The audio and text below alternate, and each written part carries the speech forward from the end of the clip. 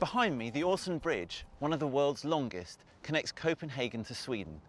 This 15.5-kilometre wonder of engineering, which opened in 2000, has transformed travel across Scandinavia's northern territories and will be one of the first things that world leaders see when they fly into the city in Copenhagen. Nearby are the turbines of Middle Grendon, the world's largest cooperatively owned wind farm. Providing 4% of the city's electricity, it will act as a reminder to delegates as to why they have come here.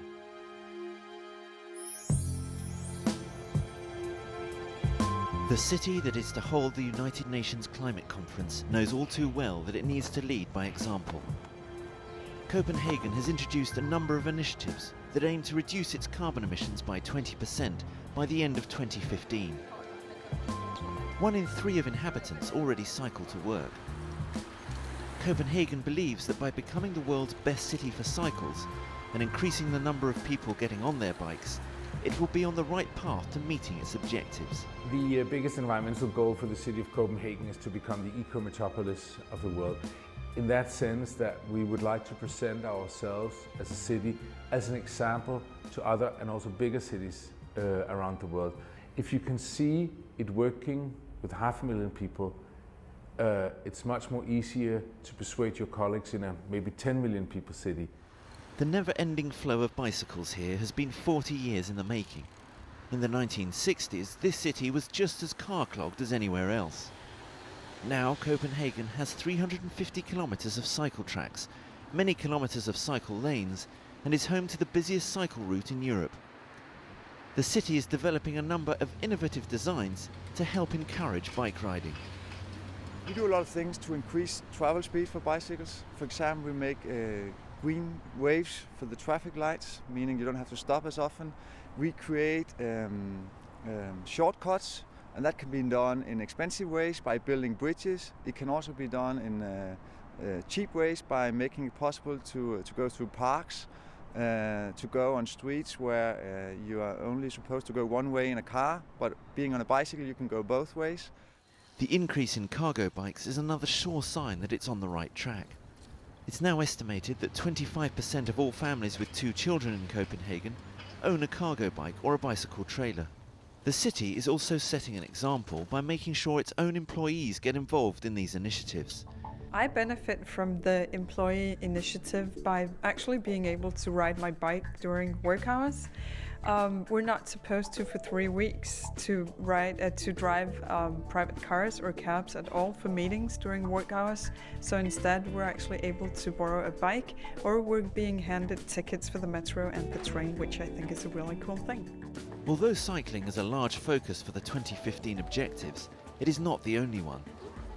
Copenhagen City has set up the Climate CPH campaign, which aims to inform and inspire citizens as to how they can act on climate change.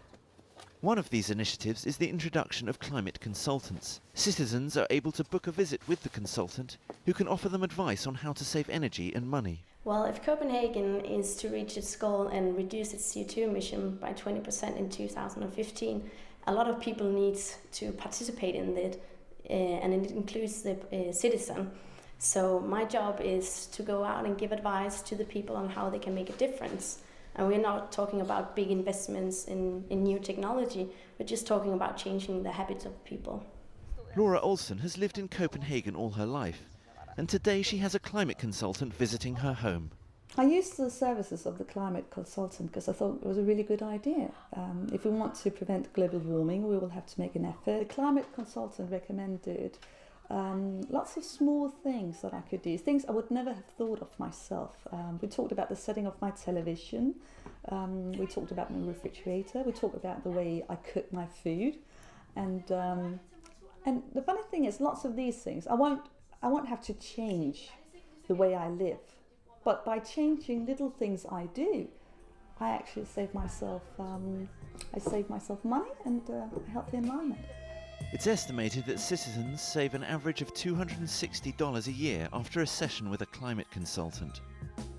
Copenhagen's attitude towards climate change is infectious, and it's encouraging others to follow its lead by rolling out a social networking site called World Climate Community, where everybody from politicians and movie stars to concerned citizens and NGOs can discuss climate, environment and sustainability issues, interact directly with opinion leaders, profile causes and make petitions.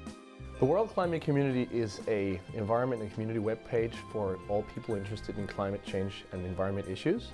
So if you've got an interested point of view you want to bring to the world, you want to find other people you want to connect with and work together with, you can go to the World Climate Community and work with them. The countdown is most definitely on for COP15. For the thousands of delegates, officials, businessmen and campaigners attending the event, looking around them at the extraordinary steps being taken in the host city could go some way to overcoming some of the obstacles that will present themselves at the conference. After all, if it works in one city, it can surely work in others too. With so much at stake at COP15, all eyes will be on Copenhagen in December. Unfortunately, I now have to leave this fabulous city, but join us next week when we'll travel to Japan, Thailand, the US and Ireland, among others, where we'll be exploring new renewable energy systems that could help pave the way for a sustainable agreement here in Copenhagen. My name is Flemic Webb. Thank you for watching.